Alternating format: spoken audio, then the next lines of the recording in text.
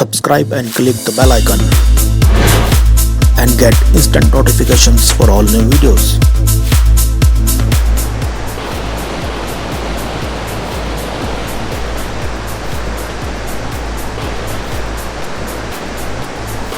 तो दोस्तों ये है GMBN का गेस्ट हाउस जो कि पड़ता है जोशीमठ में, और ये है नरसिंह टूरिस्ट कॉम्प्लेक्स जोशीमठ के नाम से।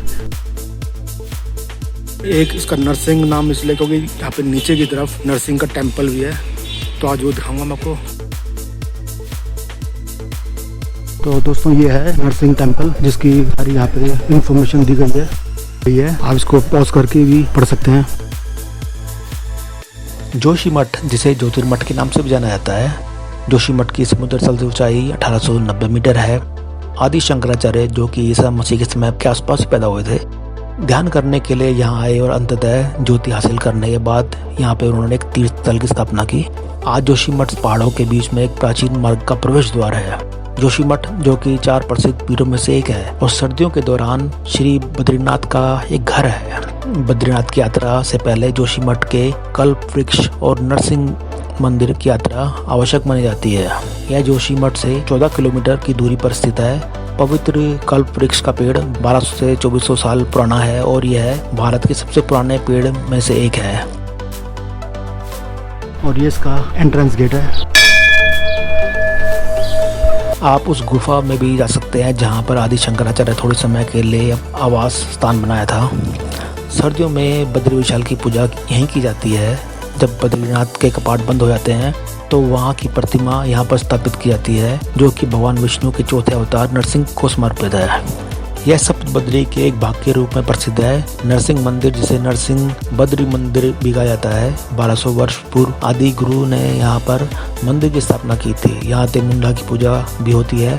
तिमुंडा मतलब 3 सर वाला, जिसे दुर्गा का वीर भी माना जाता है। और यहाँ से आप डोंगरी ट्रैक भी कर सकते हैं। और ये आपका राजेश्वरी या फिर पुजारी आवास है। ये शंकराचार्य गद्दी।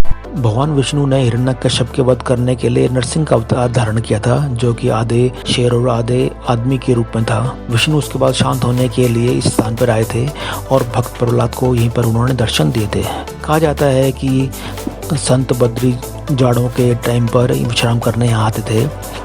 मान्यता यह भी है कि भगवान नरसिंह की जो बाई कलाई है वो दिन प्रतिदिन सिकुड़ती जा रही है, और जिस दिन यह कलाई टूटकर गिर जाएगी उस दिन विष्णु प्रयाग पर स्थित नर नारायण पर्वत, जिसे हम जय और विजय के नाम से भी जानते हैं और इन्हें विष्णु का द्वारपाल भी कहा जाता है, वो दोनों पर्वत आपस में मिल जाएंगे और बद्री के कपाट हमेशा के लिए बंद हो जाएंगे।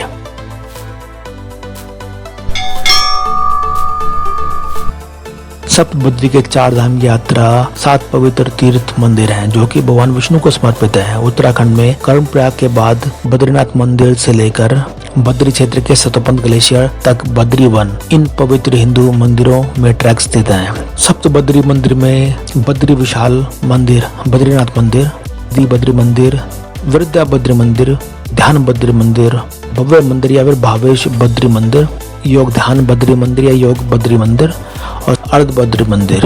तो ये सप्त बद्री मंदिर जिनकी मान्यता है।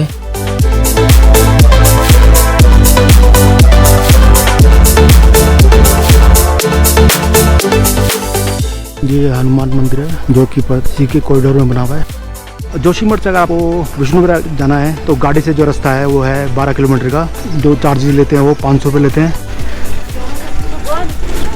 लेकिन अगर आपको पैदल जाना है तो ये है नरसिंह टेम्पल, और नरसिंह टेम्पल के सीधे यहीं से ही आपकी एक रोड जा रही है जो कि आपको ले जाएगी नीचे की तरफ, जहाँ से कि आप शॉर्टकट ले सकते हैं। यह है जोशीमठ जिसकी स्थापना आदि गुरु शंकराचार्य ने की थी, और यहाँ पे हर जगह पर मंदिर और मठ बने हुए हैं।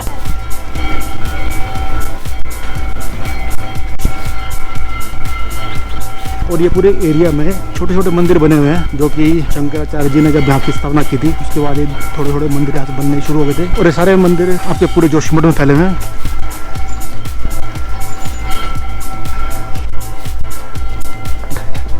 तो ये रास्ता जा रहा है यहाँ से नीचे, जहाँ से हम लेंगे शॉर्टकट विष्णुप्रयाग जाने के लिए। तो यहाँ से विष्णुप्रयाग है पैदल का रास्ता।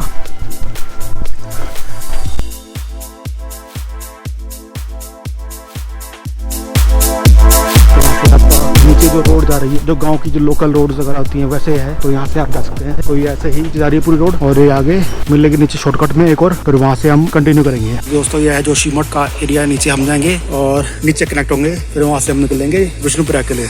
तो दोस्तों ये है एक पूरा ट्रैक जो कि 4 से 5 किलोमीटर का है और जो जाएगा नीचे विष्णुप्रयाग की तरफ, जो कि आज मैं स्टार्ट करने वाला हूँ। पहला प्रयाग जो है विष्णुप्रयाग है।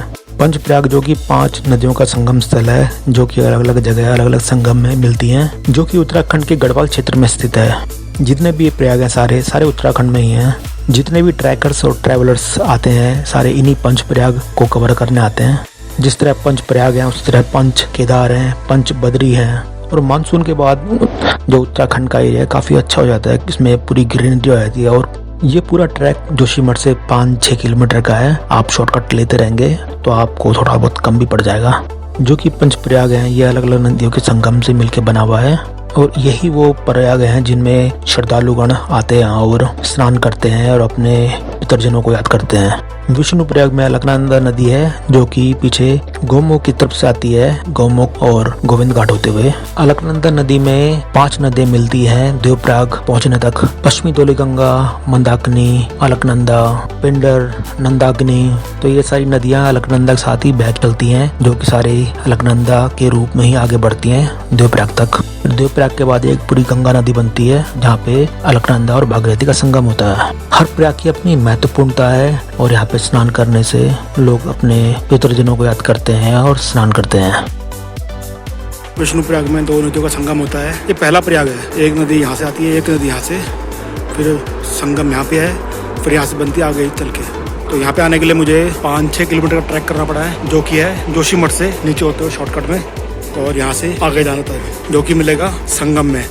और ये बहुत ज़्यादा स्टीप है, इसमें आने में जितना टाइम लगा है जाने में उससे डबल या फिर ट्रिपल टाइम लगेगा, क्योंकि ये इतना स्टीप है कि आपको थोड़ी प्रॉब्लम होने वाली है, और मुझे तो ज़्यादा होने वाली, क्योंकि मैं जाऊँगा यहाँ से। चलो जी, फिर मिलते हैं आपको संगम में।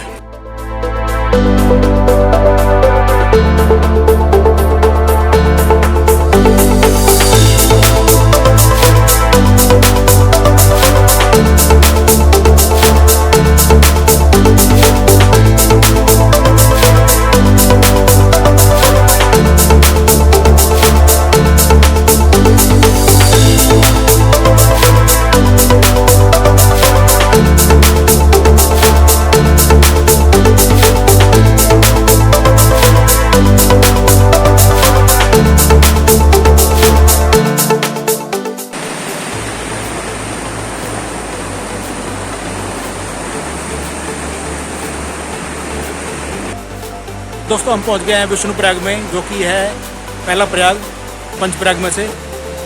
तो इधर से ये आ रही है, ये है पश्चिमी धौलीगंगा, और जो इधर से आ रही है ये है अलकनंदा नदी। तो जो यहाँ पे संगम है ये है विष्णुप्रयाग का संगम, जो पहला संगम माना जाता है पंचप्रयाग में से।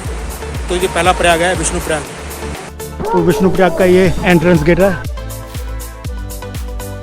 और यहाँ से अगर आप जाएंगे तो ये रास्ता जाता है माणा, बद्रीनाथ, गोविंद घाट की तरफ। माणा आपका 36 किलोमीटर यहाँ से, बद्रीनाथ 32 किलोमीटर, और गोविंद घाट है 7 किलोमीटर। ट्रैक जो है 5 किलोमीटर का है। यहाँ से ऊपर जाते हुए ये पूरा ऊपर आते हुए वहाँ पे कोने में उधर ऊपर जोशीमठ है, तो ऊपर 4-5 किलोमीटर है, लेकिन बहुत ज़्यादा स्टीप है ये। आपको इस स्टेमिना उसको डिपेंड करता है। फिर आगे दिखाता हूँ इसको थोड़ी डिटेल। तो दोस्तों ये विष्णुप्रयाग की डिटेल कुछ। विष्णुप्रयाग में अलकनंदा धौलीगंगा नदी का जो संगम है होता है यहाँ पे। इसके अलावा 4 प्रयाग हो रहे हैं। ये तो बाकी जो प्रयाग है नंदप्रयाग, कर्णप्रयाग, रुद्रप्रयाग, और 5वां देवप्रयाग, जो कि अलग अलग जगह मिलते हैं, जिन सभी में अलकनंदा होते हुए जाती है। विष्णुप्रयाग बद्रीनाथ मंदिर से 35 किलोमीटर की दूरी पर है, और जोशीमठ बद्रीनाथ सड़क पर चमोली जिले में स्थित है, और इसकी समुद्र तल ऊंचाई 1372 मीटर है। ऋषि नारद ने अपना ध्यान तपस्या करते हुए यहाँ पे भगवान विष्णु को प्रसन्न किया था, तभी उनके स्थान पर विष्णुप्रयाग पड़ा है इस जगह का नाम। और यहाँ विष्णु मंदिर की स्थापना 1889 ईस्वी में जो इंदौर की महारानी थी उन्होंने इसकी स्थापना की थी मंदिर की, और जिसका आकार अष्टकोणीय है। और 4 धाम पर्यटक शीर्ष मंदिर बद्रीनाथ जाने के लिए विष्णुप्रयाग संगम में जाते हैं। प्रवेश करने से पहले मंदिर में डुबकी लगाते हैं। तो ये सारी इसकी डिटेल है दोस्तों।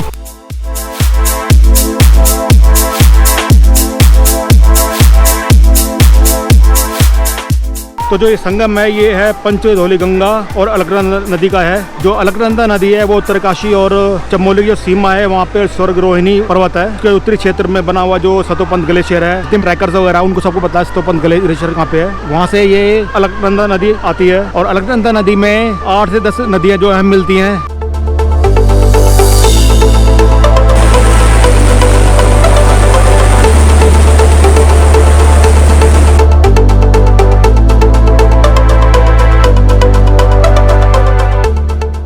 तो यहाँ से जाके अगर आपको जाना है तो जोशीमठ से ये रास्ता है, शॉर्टकट रास्ता है पैदल। तो कई लोग अपने पितृ देवों को कुछ समर्पित करने जा रहे हैं। तो इस तरह से लोग अपने अपने जितने भी श्रद्धालुगण होते हैं, विष्णु प्रयाग तो कि पहला प्रयाग बना जाता है, इसलिए लोग यहाँ पे अपनी पूजा वगैरह करने आते हैं। और ये पहला प्रयाग बनाया था इसलिए इसमें इसकी मान्यता काफ़ी है। इसके बाद जो सबसे जो ज़्यादा मान्यता है वो है देवप्रयाग, क्योंकि देवप्रयाग में आपका संगम होता है अलकनंदा और भागीरथी का, जो कि मिलके आगे गंगा बनती है।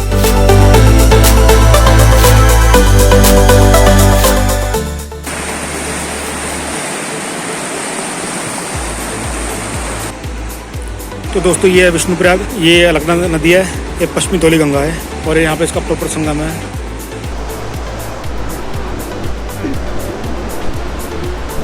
तो जो ये संगम है पश्चिमी धौली गंगा और अलकनंदा नदी का है। तो मैं पहले आपको बताता हूँ अलकनंदा नदी के बारे में, जो कि उत्तरकाशी से आती है और उत्तरकाशी में जो चमोली सीमा है वहाँ से आती है। वहाँ पे स्वर्गरोहिणी एक पर्वत है, वहाँ से उत्तरी क्षेत्र से एक सतोपंथ ग्लेशियर है, वहाँ से निकल के आती है। अलकनंदा 8 से 10 नदियाँ मिलती हैं, जिसमें लक्ष्मण गंगा, सरस्वती, पश्चिमी धौली गंगा, वीरसी, बालकिला, नंदाकिनी, पिंडर, मंदाकिनी वगैरह। तो जो पहली नदी मिलती है वो मिलती है लक्ष्मण गंगा अलकनंदा में, जो कि मिलती है गोविंद घाट में।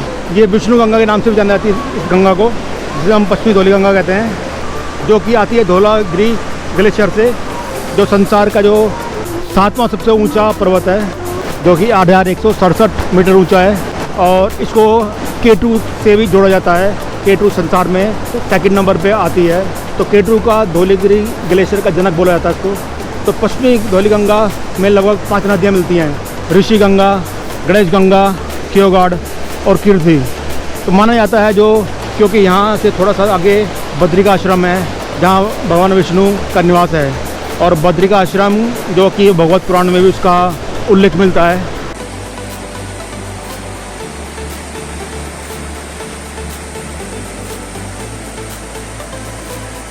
पूरा एक मंदिर है।